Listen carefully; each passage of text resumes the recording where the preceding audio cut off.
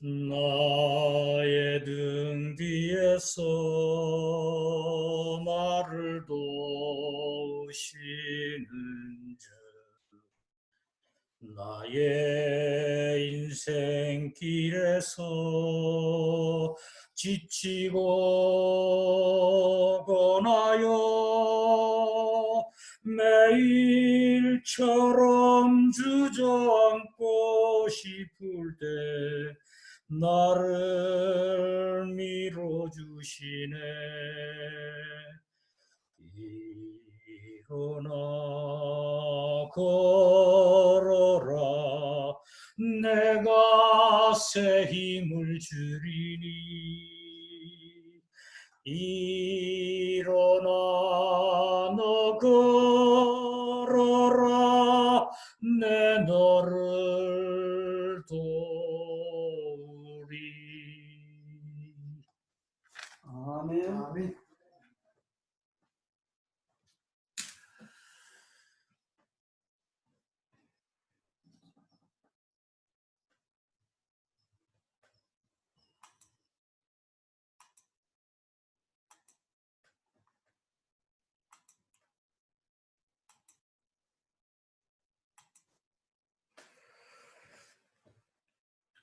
예, 안녕하십니까. 오늘은 기본교리 제8장 대쟁투, 선악의 대쟁투에 대한 내용입니다.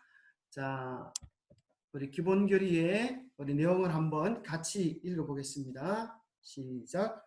모든 인류는 하나님의 품성과 그의 율법과 우주를 다스리는 그의 주권에 대하여 그리스도와 사단 사이에 벌어지고 있는 대쟁투에 관여되어 있다.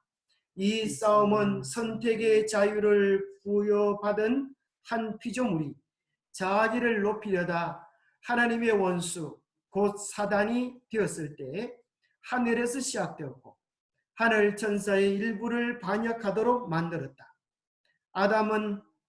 사단은 아담과 하와가 죄에 빠지도록 함으로 이 세상에 반역의 정신을 들여왔다. 이러한 인류의 죄는 그들 가운데 있는 하나님의 형상을 이그러지게 하고 창조된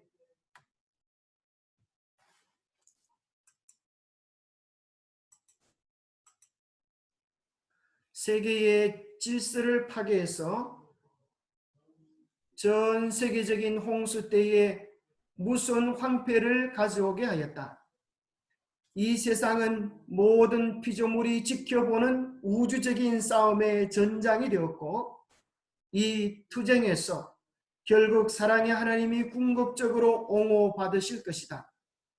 이 대쟁투에 가담한 그의 백성들을 돕기 위하여 그리스도께서는 성령과 충성스러운 천사들을 보내사 그들을 인도하시고 보호하시고 구원의 길에 서 있는 그들을 지원하신다. 예, 우리는 원하건 원하지 않건 선악의 대쟁투 가운데 한 부분을 담당하게 되어졌습니다. 그래서 오늘 우리는 이 치열한 선악의 전쟁터 가운데 있는 것입니다.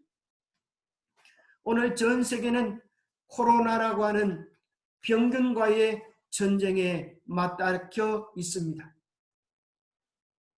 전 세계 가운데 58만 명이 확진자가 되었고 사망자의 숫자도 2만 6천 명 이상이 되었습니다.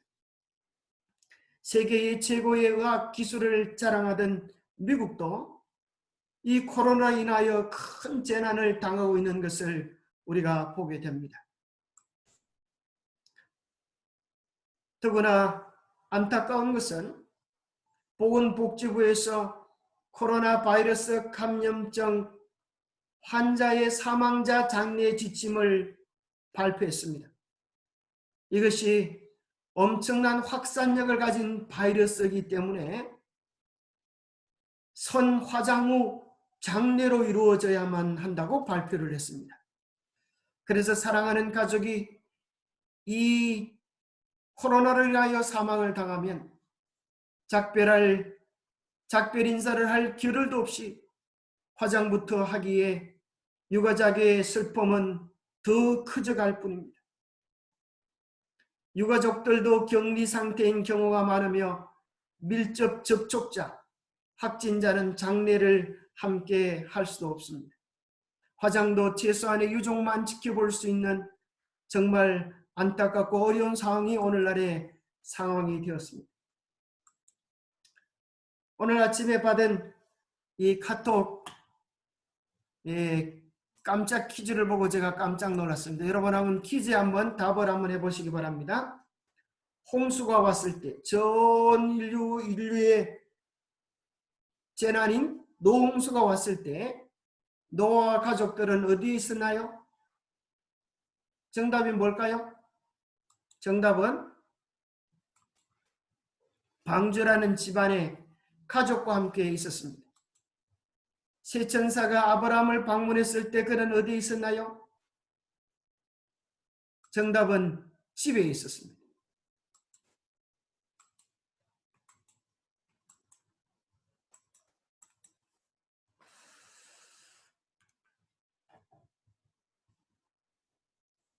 세 번째 질문은 두 천사가 소돔 고모라에 왔을 때 롯은 어디에 있었나요?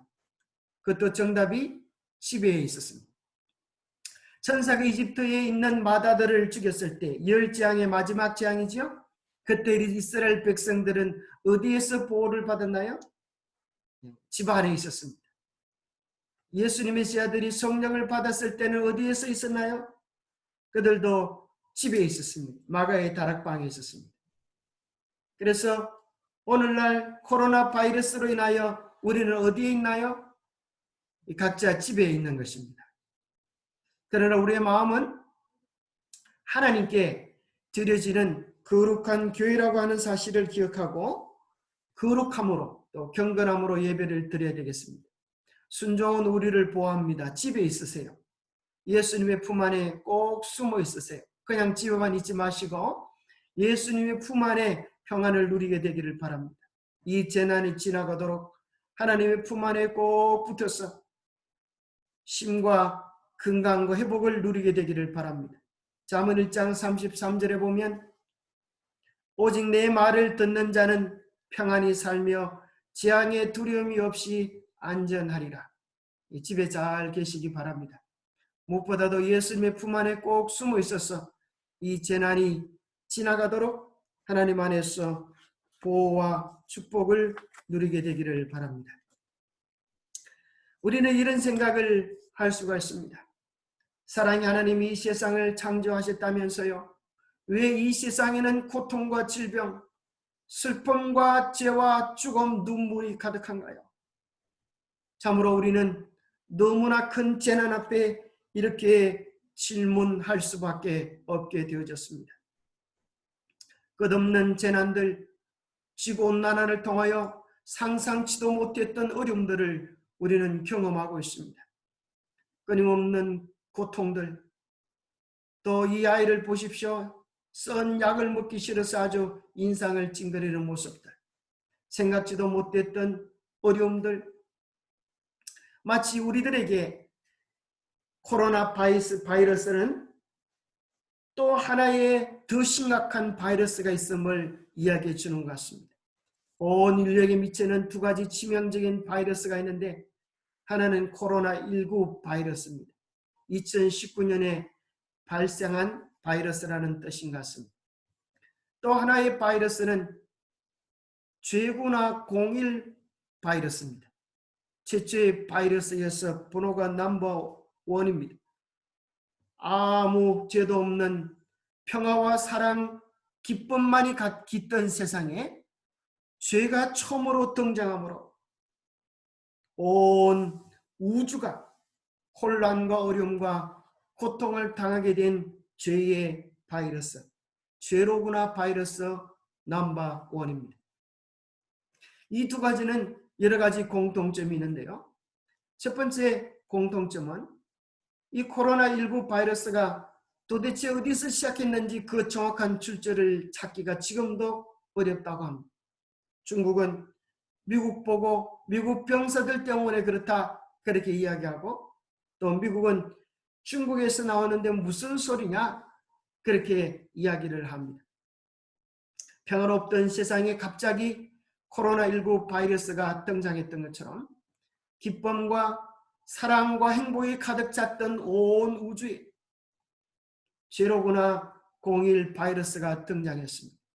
하나님은 이 세상을 아름답고 이 온 우주를 완전하게 지었는데 왜 도대체 죄가 시작했을까요? 그것은 마치 코로나19 바이러스의 근원을 찾는 것처럼 그 시작을 찾기가 어렵고 힘든 일이라고 합니다. 두 번째, 코로나 바이러스와 죄악의 바이러스의 두 번째 특징은 하나님께서 세상에 아름답게 만드셨는데 생명체의 변질을 인하여 이 코로나 바이러스가 발생했던 것처럼 하나님은 온 우주를 완전하고 아름답게 만들어서 죄가 생겨날 이유가 없었는데 죄악은 무단 침입자였습니다. 가장 높은 최고의 권좌에 올랐던 하나님 외에 가장 높은 선지자의 마음속에서 교만과 이기심의 모습으로 들어와서 온 우주의 평화를 빼앗아버린 죄는 무단 침입자였습니다. 코로나라고 하는 뜻은 왕관이라고 하는 뜻이라 그럽니다. 그 모양이 생김새는 아름답지만 그 결과는 치명적인 우리의 숨통을 조여 죽이는 폐를 망가뜨리는 죄악입니다. 아담과 하와가 짓는 죄도 루스벨의 마음속에서 품었던 죄도 처음에는 유혹도 달콤했습니다. 네가 저 선악을 알게 하는 나무의 실과를 먹으면 내 눈이 밝아져서 내가 하나님과 같이 되리라. 언제나 죄는 우리에게 달콤하게 다가오지만 그 결과는 치명적이라고 하는 사실을 우리는 기억해야 되겠습니다. 코로나 바이러스는 걸리면 치명적입니다. 죽음에 이를 수도 있습니다. 그와 마찬가지로 더 치명적인 죄악의 바이러스는 더욱 치명적이어서 일시적인 육체적 죽음뿐 아니라 영원한 파멸, 영원한 죽음을 가져올 수 있는 더 무섭고 끔찍한 죄악입니다. 이 바이러스는 정말로 더 무섭고 치명적이어서 우리가 더 주의해야 될 것입니다. 다섯 번째, 이 코로나 바이러스가 위험한 것은 전염성이 강하다고 하는 것입니다. 감염된 사람의 침뿐 아니라 눈으로도 전염되어지기 때문에 언제 어떻게 전염될지 모르기 때문에 많은 사람들이 불안과 염려 속에 떨고 있는 것입니다. 그래서 전염된 사람이 지나간 그 자리를 동선으로 정해서 그곳에 가는 것조차도 꺼려합니다. 그러나 몸에 강한 면역 체계를 가진 사람은 그 바이러스를 이길 수가 있습니다. 이 죄에 대한 전염성도 얼마나 강한지 하늘 천사의 33%를 전염시키고 전 지구를 100% 오염시키는 것이 죄악 01 바이러스의 특징이었습니다. 오늘날 이 죄악으로 인하여 오염되지 않은 사람은 아무도 없습니다. 자, 그럼 우리가 다시 죄악이 처음 시작되어졌던 대쟁투의 우주적 궤관을 좀 살펴보려고 하는 것입니다. 오늘날 많은 사람들이 이 죄의 문제가 단지 지구에만의 문제인 것처럼 생각합니다. 그러나 우리는 더 깊은 성경 연구를 통하여 이 죄악의 문제가 단지 지구만의 문제가 아니라 온 우주의 평화와 관계되어 있다고 하는 사실을 발견하게 되었습니다. 자, 이 죄에 대한 이야기를 예수님께서 이렇게 시작하셨습니다. 천국은 좋은 씨를 제밭에 뿌린 사람과 같으니 하나님께서는 이 세상에 가장 좋은 것들로만 만들어 놓으셨다는 것입니다. 이것은 하나의 비유인데요. 밭은 이 세상이고 파종자는 예수 그리스도이십니다. 알곡은 하나님을 신실히 믿는 하나님의 백성들을 또 아름다운 세상을 만들어 놓으신 것을 이야기합니다. 그렇다고 하면 가라지란 무엇입니까? 가라지란 죄입니다. 가라지란 불행, 고통, 죄악을 사랑하는 자들입니다. 왜 가라지가 생겼습니까? 우리는 좋은 씨를 심었습니다. 그런데 왜 가라지가 생겼습니까? 종들이 집주인에게 와서 이렇게 물었습니다. 그때 주인이 대답하기를 원수가 이렇게 하였구나. 하나님은 이 세상을 기쁨과 평화와 행복으로 만들어 놓으셨는데 누구 때문에 이 재난이 왔다고요? 그 궁극적인 원인은 마귀라고 하는 것입니다. 죄라고 하는 것입니다. 우리가 가라지를 뽑아 버릴까요?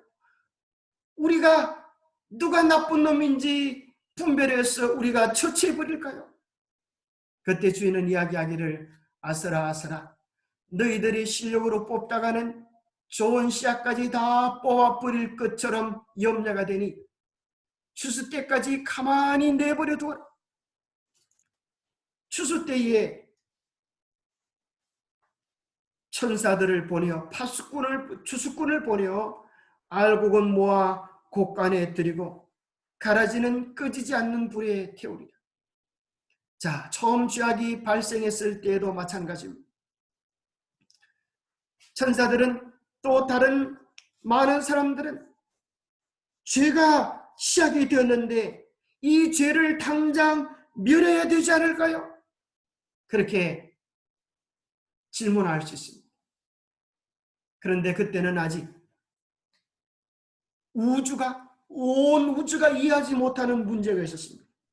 당장 뽑아버리게 되면 그것이 알곡인지 가라지인지 분별할 수 없는 여러 많은 존재들이 더 많은 의문을 가지게 되었습니다.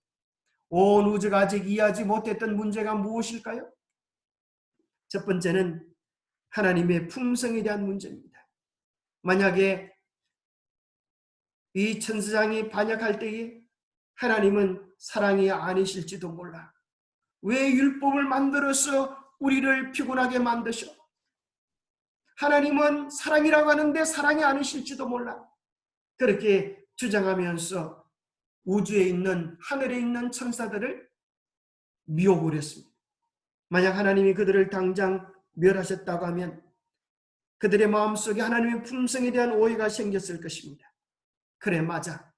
하나님은 사랑이 아니실지도 몰라. 마음속에 품은 잘못 때문에 저렇게 일순간에 죽이시다니 하나님은 정말 무슨 분이야. 그렇게 할 수도 있습니다. 두 번째는 그들이 하나님의 율법이 무엇인지에 대한 올바른 이해가 없었고, 마지막 세 번째는 죄의 본질과 그 결과가 무엇인지를 충분히 이해하지 못했습니다. 그래서 하나님은 그들에게 죄가 무엇인지, 죄가 자라서 어떤 열매와 어떤 파멸을 가져오는지를 똑똑히 보여주셔야만 했습니다. 그래서 온 사람들이 이제 보게 된 것입니다. 추수 때가 되어지면 우리는 죄가 무슨 일을 했는지를 보게 될 것입니다. 가라지가 얼마나 많은 사람들을 아프게 했는지를 알게 될 것입니다. 이 세상의 마지막이 되어져 갈수록 알곡은 알곡으로 익어져 가고 가라지는 가라지로 익어져 갈 것입니다. 이 세상에 재난이 오면 올수록 하나님을 사랑하는 사람들은 그 하나님의 품으로 달려가고 세상의 향락을 좋아하는 사람들은 세상의 쾌락으로 달려가게 될 것입니다. 둘 다 추수 때까지 함께 자라게 두어라. 추수 때에 내가 추수꾼들에게 말하기를 가라지는 먼저 거두어 불사르게 단으로 묶고 곡식은 모아 내 곡간에 넣으리라 하셨습니다. 자, 이 처음 죄가 등장했을 때 그 표현을 이사야서 14장에 기록해 주고 있는데요. 너 아침의 아들 계명성이요. 이것을 킹 제임스 버전에 보면 루시프라고 되어 있습니다. 그래서 루스벨 그렇게 이야기하죠. 루시퍼. 뜻은 빛을 가진 자였습니다. 빛을 가진 최고의 자리에 있는 하나님의 천사장이 반역함을 사단이 되어지고 험담하고 비난함으로 마귀가 되어진 것입니다. 어찌 그리 하늘에서 떨어졌으며 너 열국을 엎은 자여 어찌 그리 땅에 지켰는가. 그 이유가 무엇입니까? 그 이유는 이사야 14장 13절에 이야기하기를 내가 내 마음에 이르기를 내가 하늘에 올라 하나님의 묵별 위에 나의 보좌를 높이리라. 내가 북극 지폐 위에 자정하리라. 가장 높은 구름에 올라 지극히 높은 자와 비기리라. 하나님께서 그를 가장 아름다운 존재, 가장 영광스러운 존재에 두셨지만 그의 마음속에서 하나님이 주신 것에 대한 깊은 감사가 우러나기보다는 그의 마음속에서 교만이 생겼습니다. 내가 이렇게 잘났는데, 내가 이렇게 아는 것도 많은데, 내가 이렇게 능력도 많은데 하나님의 보좌에 오를 만한 자격이 있지 아니한가? 교만은 패망의 선봉입니다. 겸손은 존귀함으로 우리를 이끕니다. 사단의 마음속에 시작된 처음의 죄는 교만과 이기심으로 시작이 되어져 왔습니다. 그 전쟁을 계시록 12장 7절에는 이야기하기를 하늘에 전쟁이 있으니 미갈과 그의 사자들이 용으로 더불어 싸울세 용과 그의 사자들도 싸우나 이기지 못하여 다시 하늘에서 그들이 있을 곳을 얻지 못한지라. 큰 용이 내어 쫓기니 옛뺀 곳 마귀라고도 하고 사단이라고도 하며 온 천하를 꿰는 자라 했습니다. 하늘에 큰 전쟁이 있었습니다. 선과 악의 대쟁투가 온 우주에 있었습니다. 그것을 이제 영상으로 좀 살펴보겠습니다.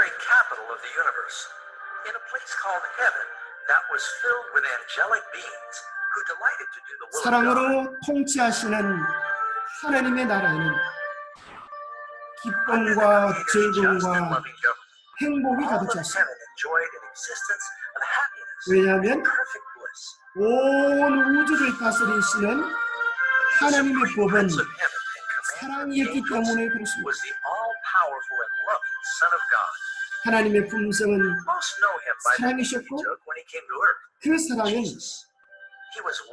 자기 희생적인 사랑입니다. 다른 사람의 행복을 위하여 자신을 내어주는 십자가의 정신, 십자가의 사랑이 온 우주를 통치할 때 그 속에는 기쁨과 즐거움, 질서와 평화가 가득했습니다.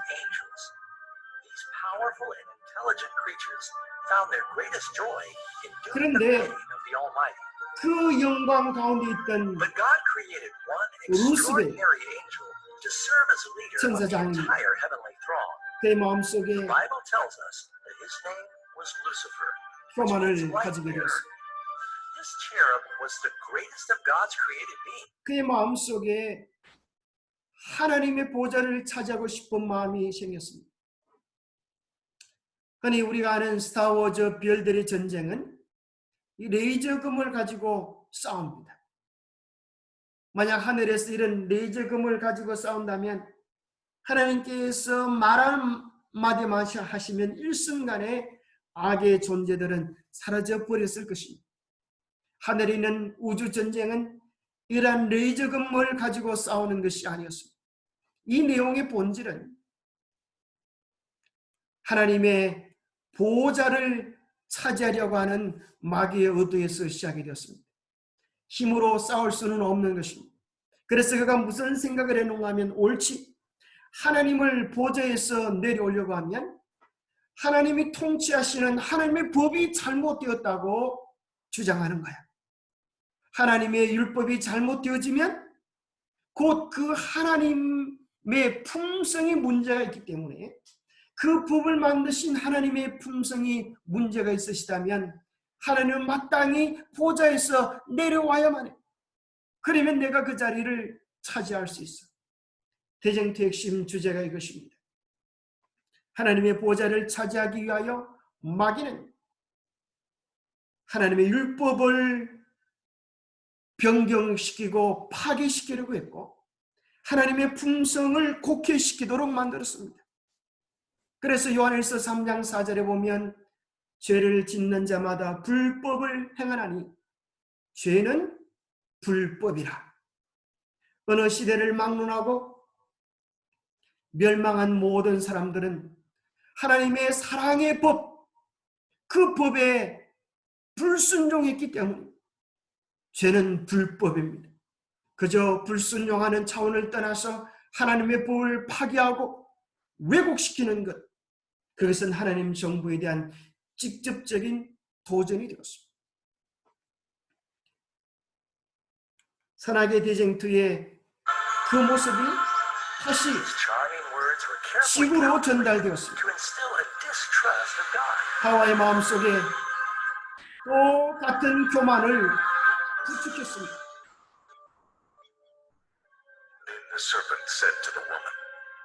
사단이 여자에게 말을 했습니다.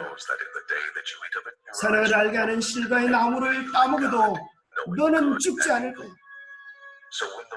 오히려 너는 하나님과 같이 되어 선악을 알 줄을 하나님이 아십니다.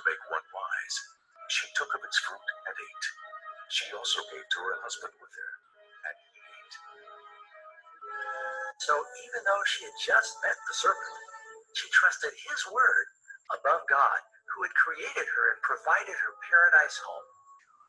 So Eve ate the forbidden fruit, and soon after persuaded her husband to do the same.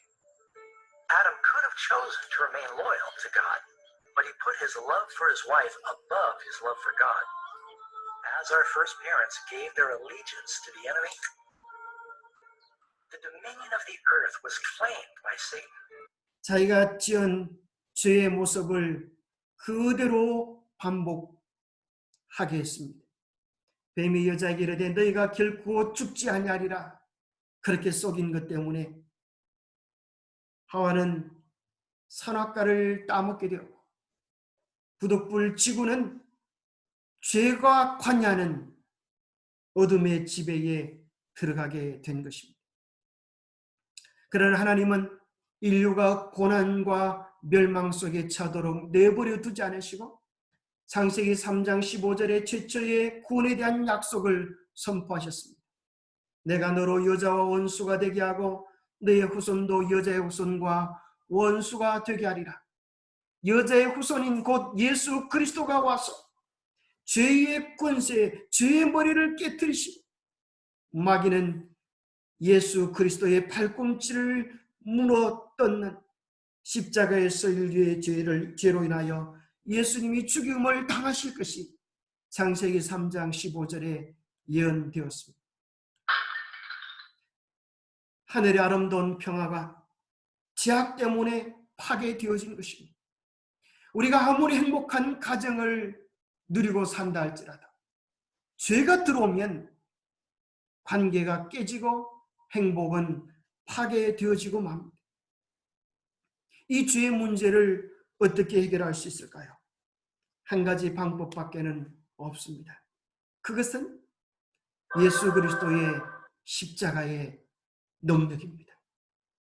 예수 그리스도의 십자가는 우리의 죄 때문에 예수님께서 친히 그 죄를 감당하시고 십자가에 죽으시고 이제 그 예수님의 자기 희생적 사랑을 품은 자들이 예수님의 사랑에 감사하여 성령의 충만함을 통하여 죄를 이기고 승리하는 사랑의 사람으로 만들어가는 역사를 보겠습니다. 죄는 이기심이라고 하면 그리스도의 정신은 이타심이 되어서 세상을 행복하게 만드는 것입니다. 우리의 마음속에 내가 주인이 될 때 우리는 이기심과 교만의 종로로 살았지만 우리 마음속에 예수 그리스도를 모실 때에 우리는 예수님처럼 사랑과 섬김의 정신으로 의와 평화의 도구가 될 수 있습니다. 이 세상에 예수 그리스도의 십자가의 정신을 가진 사람들로 인하여 이 세상은 다시 한번 희망을 가질 수가 있고, 예수 그리스도가 이제 다시 오시는 그 재림의 날에 이 땅에 있던 모든 죄악은 끝이 나고 예수님과 더불어서 영원한 행복과 영원한 사랑을 누리는 영원한 기쁨으로 우리가 초대될 것입니다. 이 모든 죄악은 끝이 있으나 하나님이 주시는 행복과 기쁨은 영원함을 인하여 감사하시게 되기를 바랍니다. 하나님께서는 이 세 가지 주제, 하나님의 품성이 어떠한 분이고 하나님의 율법이 얼마나 완전한 것이고 죄의 정체가 무엇인지를 드러내시기 위하여 온 우주가 보는 가운데서 하나의 연극, 하나의 드라마를 설계하셔야만 했습니다. 오늘날에는 책의 시대이기보다도 연극이나 영화, 미디어의 시대입니다. 그래서 많은 사람들이 책을 보기보다도 드라마 앞에 앉아서 많은 시간을 보내기도 합니다. 연극의 3요소가 있는데, 연극의 3요소를 아십니까? 그것은 무대, 관객, 배우입니다. 그래서 하나님께서도 이 온 우주가 보면서 이 세 가지 주제, 하나님의 성품과 율법과 죄에 대한 것을 밝게 깨닫도록 하기 위하여 한 무대를 선정하셔야만 했습니다. 그 무대가 어디일까요? 가장 위대한 우주의 드라마, 온 우주가 관람하는 한 드라마, 첫 번째 무대가 필요했는데, 고린도전서 4장 9절에 보면 우리는 세계 곧 천사와 사람들에게 구경거리가 되었노라. 아담 하와가 죄를 범함으로 말미암아 부득불 이 지구는 죄가 심겨져서 자라고 열매 맺게 되어지는 하나의 교과서가 되어진 것입니다. 온 우주가 바라보는 죄악의 무대가 이 지구가 되게 된 것입니다. 무대를 꾸민 다음에 조명을 잘 비춰주어야 이제 관객들이 잘 볼 수가 있습니다. 창세기 1장 16절에는 하나님이 두 큰 광명체를 만드사 큰 광명체로 낮을 주관하게 하시고 작은 광명체로 밤을 주관하게 하시며 또 별들을 만드셨다, 그렇게 이야기합니다. 마치 주인공이 등장하면 스트라이트가 쫙 비춰지는 것처럼 아침이 되면 하나님은 해를 통하여 우리의 길을 밝혀주시고 밤에는 달과 별들로 우리를 주목해 보신다고 이야기하고 계십니다. 그러면 멋진 드라마의 관객이 필요한데 그 관객은 요한계시록 5장에 보면 하늘의 수많은 천사들과 하늘 위에와 땅 위에와 땅 아래와 바다 위에와 또 그 가운데 있는 모든 피조물들이 이 사랑의 대쟁투가 끝나고 났을 때 하나님께 찬송과 존귀와 영광과 권능을 돌리는 이야기가 기록되어 있습니다. 이 선악의 대쟁투를 지켜보는 존재는 천천만만의 천사와 온 우주 국민들이 지구상에서 일어난 사건을 주목하고 있습니다. 그렇다고 하면 이제 배우가 필요한데 배우는 주연과 조연 혹은 선곽이라고 말을 할 수가 있겠습니다. 이 선악의 대쟁투의 주연 배우 주인공이 누구실까요? 바로 그 주인공은 예수 그리스도이십니다. 너희가 성경에서 영생을 얻는 줄 생각하고 성경을 연구하거니와 이 성경이 내게 대하여 곧 예수에 대하여 정언하는 것이다. 창세기부터 계시록까지 성경의 주인공은 예수 그리스도이십니다. 반대로 이제 악이 등장하는데 그 악의 주인공은 누굽니까? 악의를 맡은 존재는 에베소서 6장 15절에 보면 12절에 보면 우리의 씨름은 혈과 육을 상대하는 것이 아니요 통치자들과 권세자들과 이 어둠의 세상 주관자들과 하늘에 있는 악의 영들을 상리함이라 그렇게 이야기해 주고 있습니다. 하늘에 있는 악한 영들이, 타락한 천사들이 이 악연을 맡게 되었습니다. 그런데 우리의 관심을 끄는 중요한 것은 모두 다 대리자들을 사용한다고 하는 것입니다. 예수님이 이 땅에 육신으로 오지 아니할 때에도 여전히 예수님은 역사하고 계셨습니다. 예수님이 쓰셨던 성경의 영웅들입니다. 하나님은 아브라함을 부르셨습니다. 하나님은 야곱을 부르셨습니다. 하나님께서 요셉을 들어 쓰셨습니다. 하나님께서 모세를 통하여서 구원의 역사를 베풀어 주셨습니다. 하나님이 쓰셨던 위대한 사람들을 통하여 하나님은 이 땅에서 선과 악의 싸움을 유지해 오셨습니다. 하나님은 신약 성경에 바울을 부르시고 사도행전 9장 15절에 이렇게 말씀하십니다. 주께서 이르시되 가라, 이 사람은 내 이름을 이방인과 임금들과 이스라엘 자손에게 전하기 위하여 택한 나의 그릇이라. 우리는 하나님이 사용하시는 그릇입니다. 하나님은 어떤 그릇을 사용하기 좋아하실까요?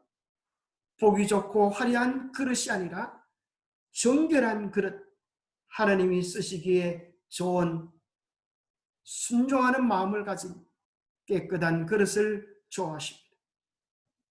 하나님께서 선한 사람들, 하나님이 쓰시기에 기뻐하시는 사람들이 있는 반면에 마귀도 역시 그가 사용할 악한 무리들을 가지고 있습니다. 오늘 우리의 마음을 어느 편에 두냐에 따라서 우리는 하나님이 쓰시는 도구가 되기도 하고 마귀가 쓰기 기뻐하는 어둠의 도구들이 되기도 합니다. 모든 드라마에는 감독이 있습니다. 감독의 말 한마디에 모든 내용들이 바뀌어질 수 있습니다. 아무리 주연 배우가 열심히 잘한다고 폼을 재더라도 감독의 마음에 안 들면 너 내려와, 말 한마디면 그저 할 수 없이 내려와야 합니다. 이 우주의 지구 역사의 총감독이 누구이십니까? 역대상 29장 11절은 여호와여 위대하심과 권능과 영광과 성리와 위엄이 다 주께 속하였사오니 천지에 있는 것이 다 주의 것이로소이다. 여호와여 주권도 주께 속하였사오니 주는 높으사 만물의 머리이심이니이다. 이 세상의 모든 주권이 주님께 속하였습니다. 온 우주를 통치하시는 분은 예수 그리스도이십니다. 그렇다고 하면 우리가 하나님이 쓰시는 주인공이 되려고 하면 주제를 알아야 합니다.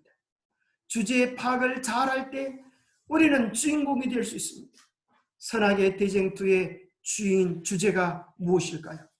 요한일서 4장 8절에 사랑하지 아니하는 자는 하나님을 알지 못하느니 이는 하나님은 사랑이십니다. 이것이 선악의 대쟁투의 주제입니다.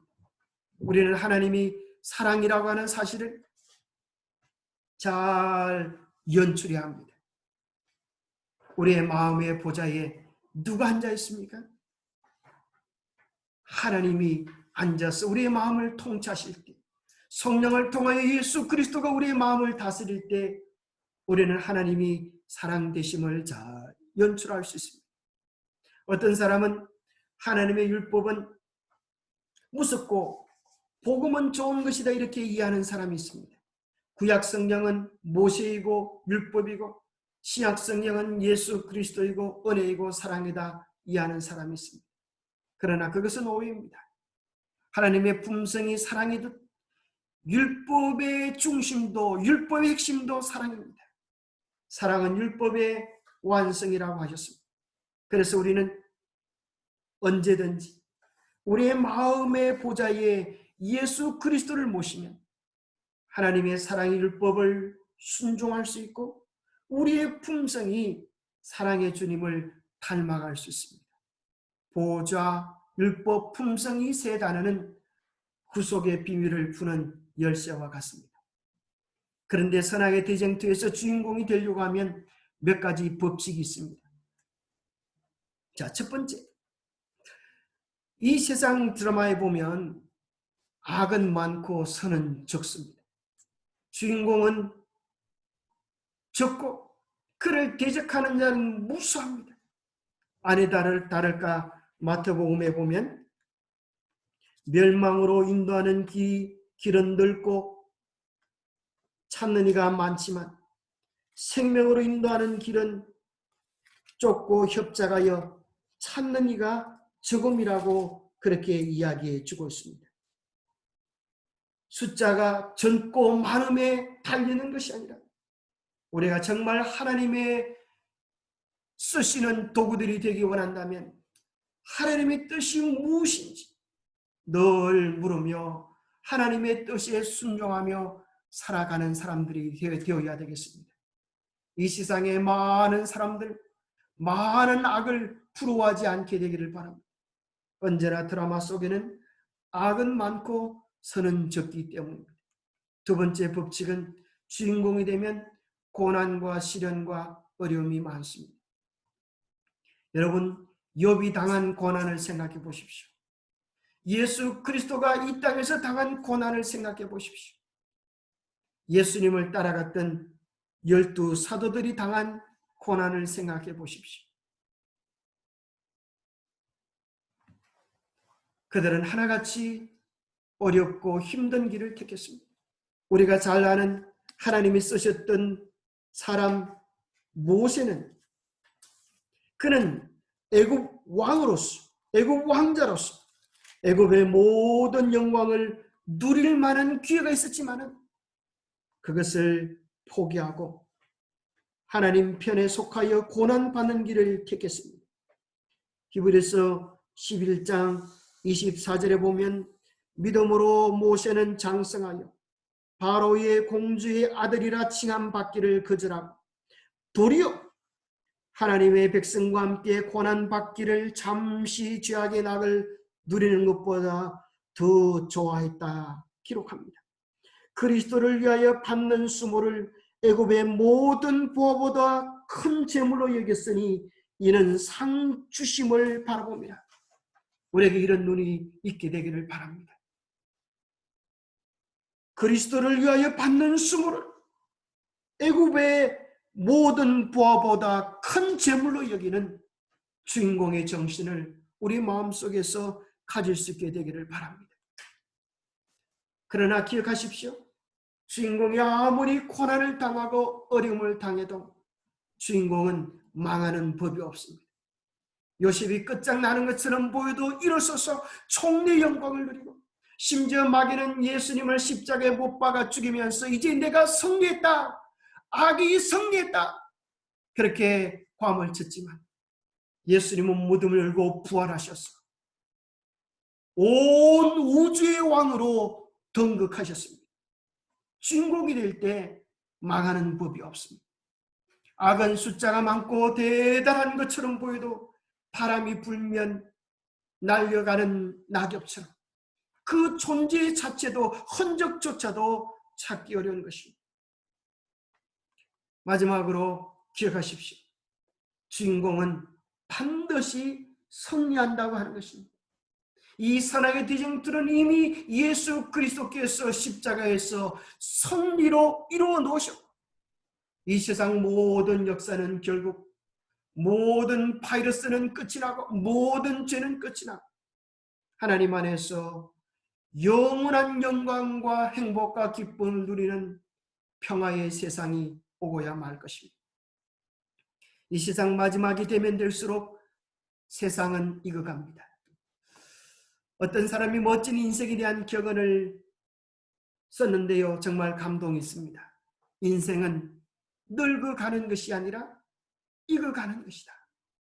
인생은 사라져가는 것이 아니라 쌓여가는 것이다.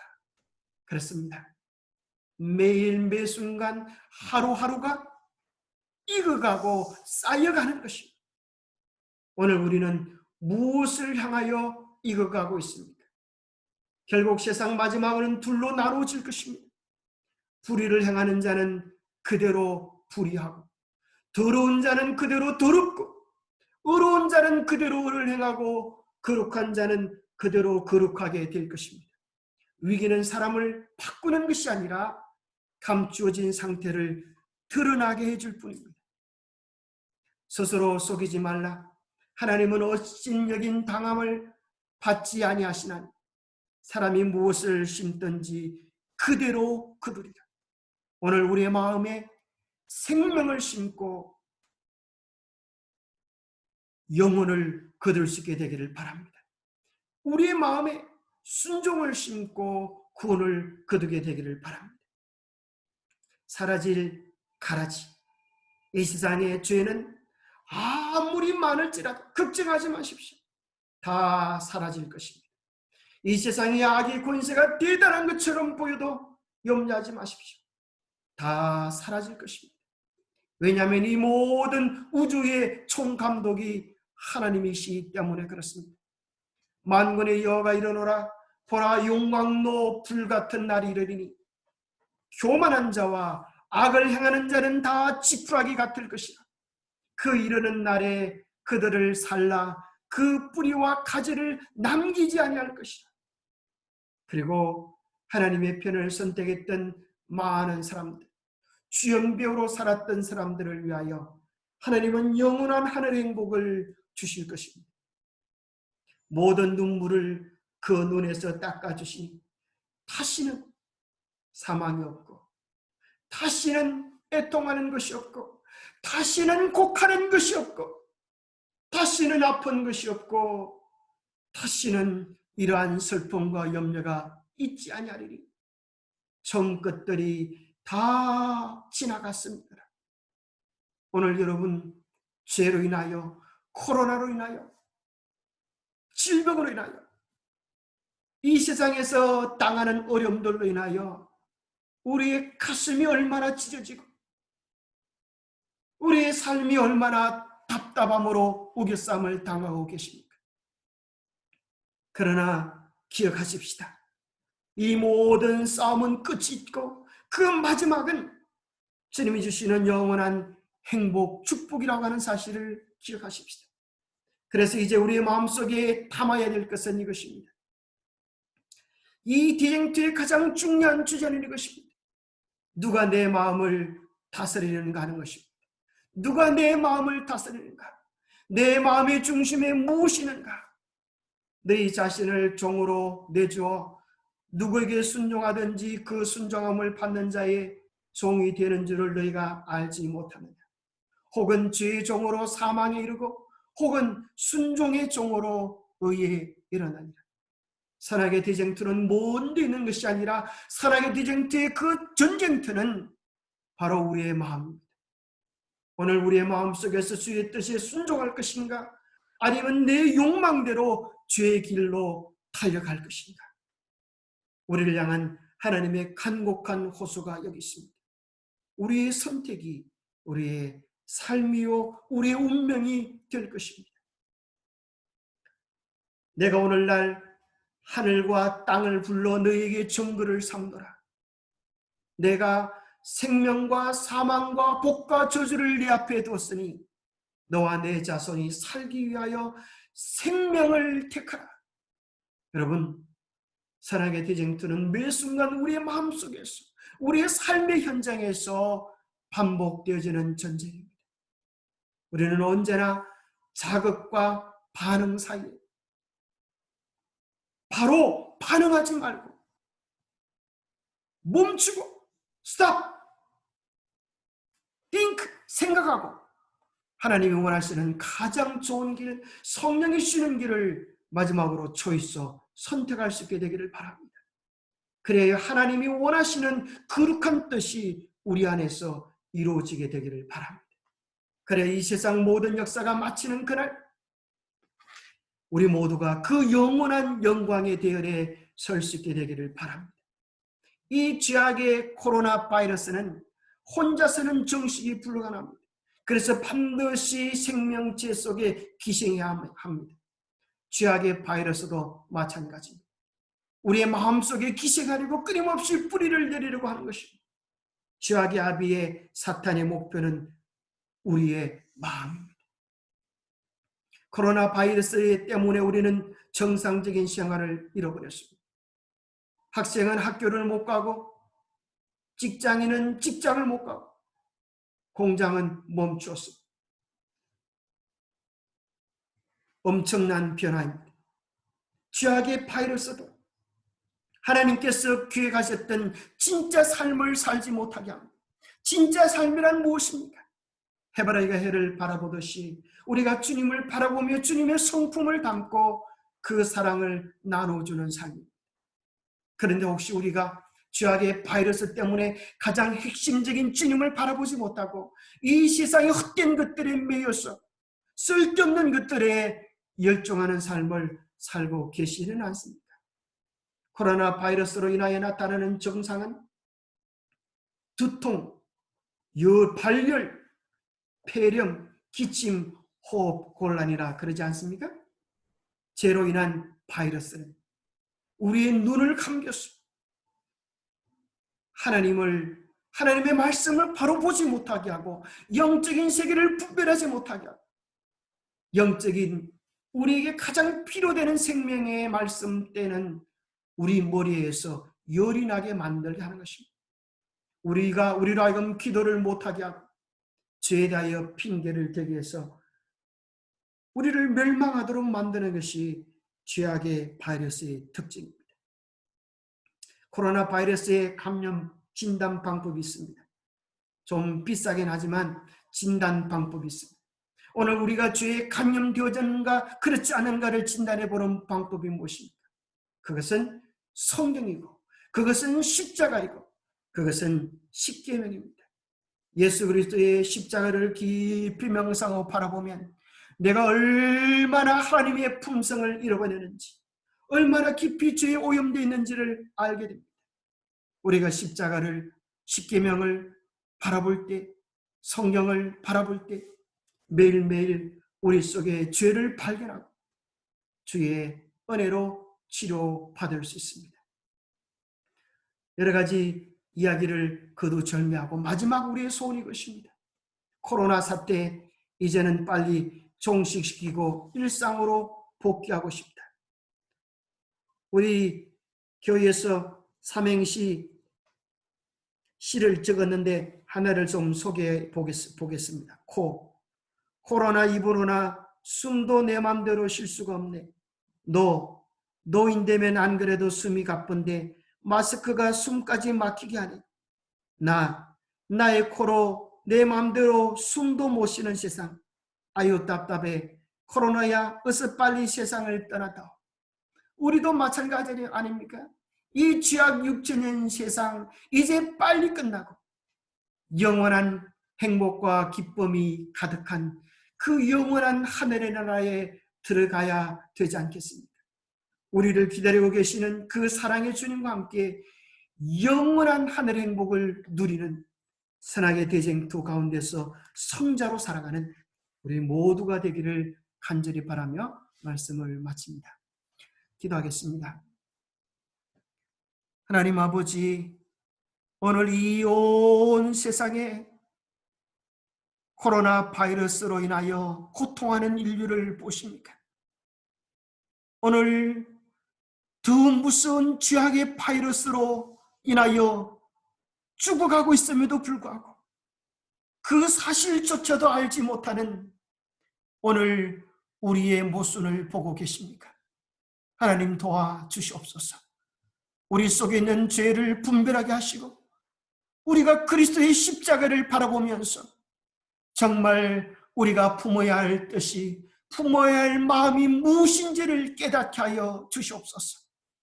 이 죄를 이길 수 있는 유일한 치료제는 예수 그리스도의 보혈밖에 없사오니 오늘 우리로 하여금 주의 마음을 품게 하시고 주의 뜻을 품게 하셔서 이 죄악을 이기고 영원한 행복의 나라의 성자로 설 수 있도록 축복하여 주시옵소서. 오 하나님, 이 세상의 선악의 전쟁을 보면서 오늘 우리의 마음을 오직 주님께만 구별하여 드리는 주님의 신실한 신부들이 되도록 축복하여 주시옵소서. 그래 우리 주님 영광 중에 다시 오시는 그날에 죄악은 끝이 나고 주님과 더불어 영원한 하늘 행복을 누리는 주님의 아름다운 신부들로 설 수 있도록 우리 모두를 축복하시고 우리 일생을 다스리시고 우리의 마음을 순간마다 성령으로 인도하여 주시옵소서. 이 어려움의 때에 하나님께서 주의 백성들을 지키시고 보호하시고 인도하여 주시옵기를 우리 주 예수 그리스도 이름 어자하여 간절히 간구하옵나이다. 아멘.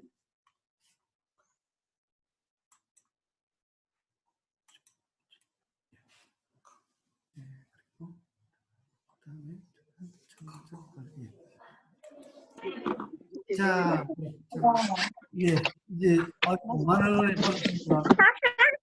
예, 저기 승준이 나왔네. 이 코로나19로 인하여 우리가 참 함께 교회에서 예배드리지 못하고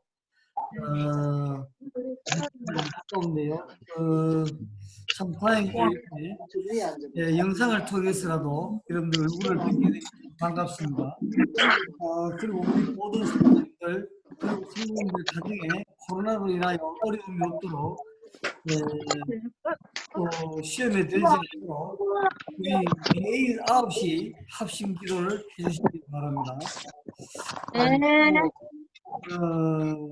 참 영상 예배를 여러분들 기회로 삼고 또 가정에 믿음으로 하나 되지 못한 가정은 진짜 이 영상 예배를 통하여 함께 가정의 전체가 예배에 참석할 수 있도록 동의해 주시고 함께 해주시면 참 감사하겠습니다.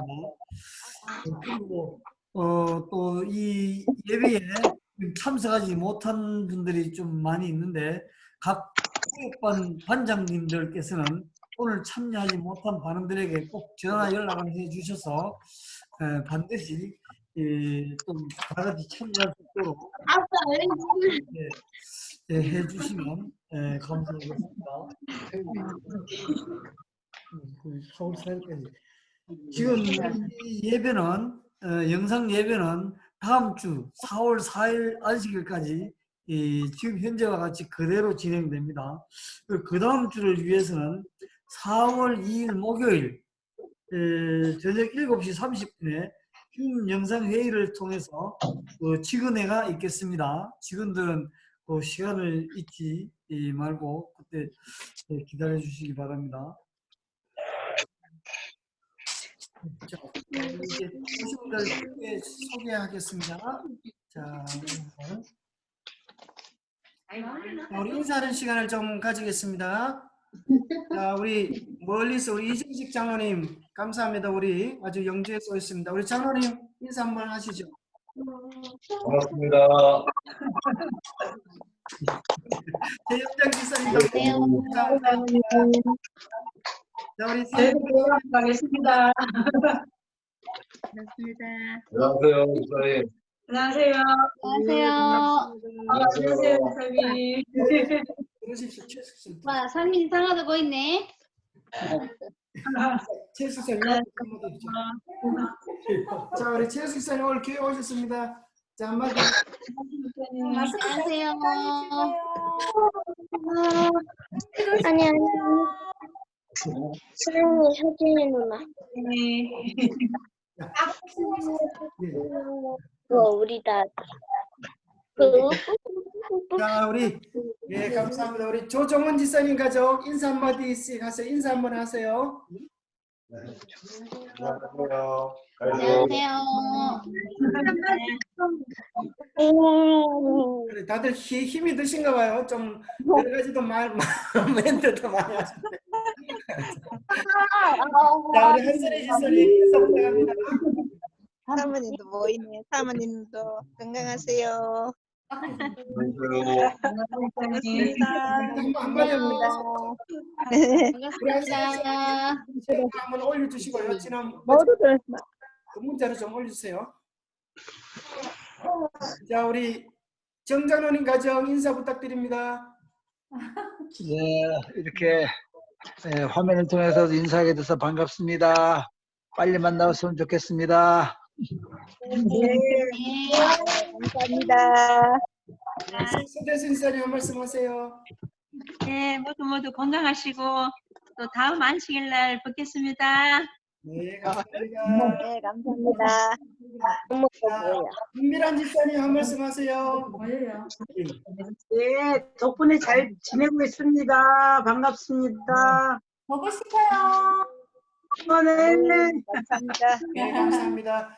자, 우리 이시복 집사님, 임영호 선생님 인사 부탁드립니다. 이렇게 예배를 드려서 반갑습니다. 모두 건강하시고 교회에서 만나 뵙기를 바랍니다. 네, 반갑습니다. 안녕하세요. 이시복 집사님도 한 말씀 하세요. 모두 건강하게 계시다가 만나 뵙기를 원합니다. 힘내세요. 감사합니다. 집사님 한 말씀 하세요. 그래서 상민이 당하는 이용란 집사님 네. 한 말씀 하세요. 이용란 집사님. 네, 반갑습니다. 네. 네, 모두 건강하시고요. 다음 주에 뵙겠습니다. 선생님 잘 계십니까? 아저씨 잘 계시네. 우리 현우 씨하고 나가고 없습니다. 나가고 이렇게 하니까 내 우리 최신영 자매님 반갑습니다. 환영합니다. 안녕하세요. 건강하시고 코로나 이기세요. 반갑습니다. 건강하세요. 네, 고맙습니다. 임수영 집사님, 임수영 집사님 한 말씀 하세요. 임수영 집사님. 인사야,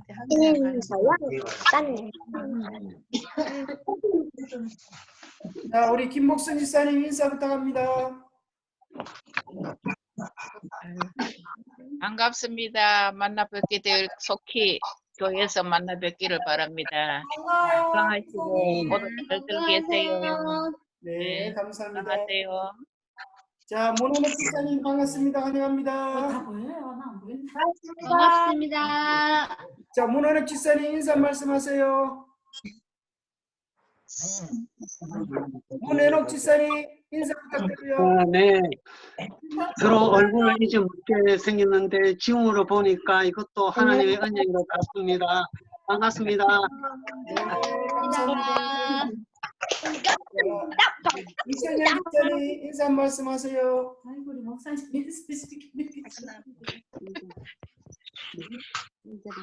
이천열 집사님. 예, 만나서 반갑습니다. 여러분 건강하시고 행복한 안식 되세요. 다음 안식에 만나봅시다. 감사합니다. 네, 감사합니다. 감사합니다. 네, 우리 송준이 성민이.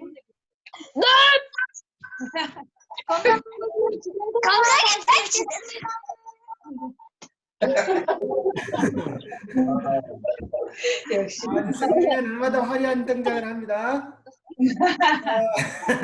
자, 우리 서인이 서진이 한 말씀 하세요. 인사. 서인이 서진 인사 한번 해봐요. 소리 키고.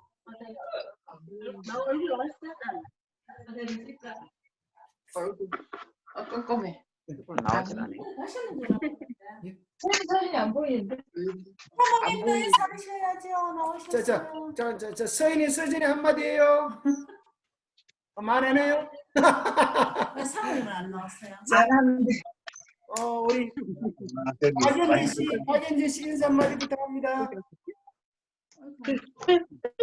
예, 건강하시고 즐거운 주말 되세요. 네, 감사합니다. 자, 우리 박연지 씨 환영다. 여러분 손 좀 놔주세요. 반가워요. 자, 우리 정성은 지사님 한 말씀 하세요. 정성은 지사님. 네, 어디 화장실에 가신 것 같아요. 자, 김원자 장님 한 말씀 하세요.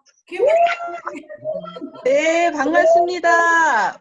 복된 안식일 벚꽃이 활짝 폈어요. 하나님의 사랑 많이 누리시는 복된 안식일 되기를 소망합니다.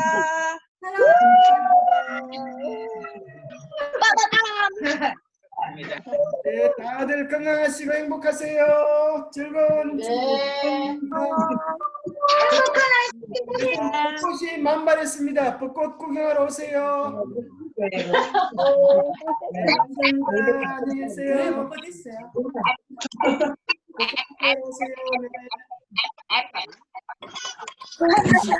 자, 잘 지내세요. 하고 안녕.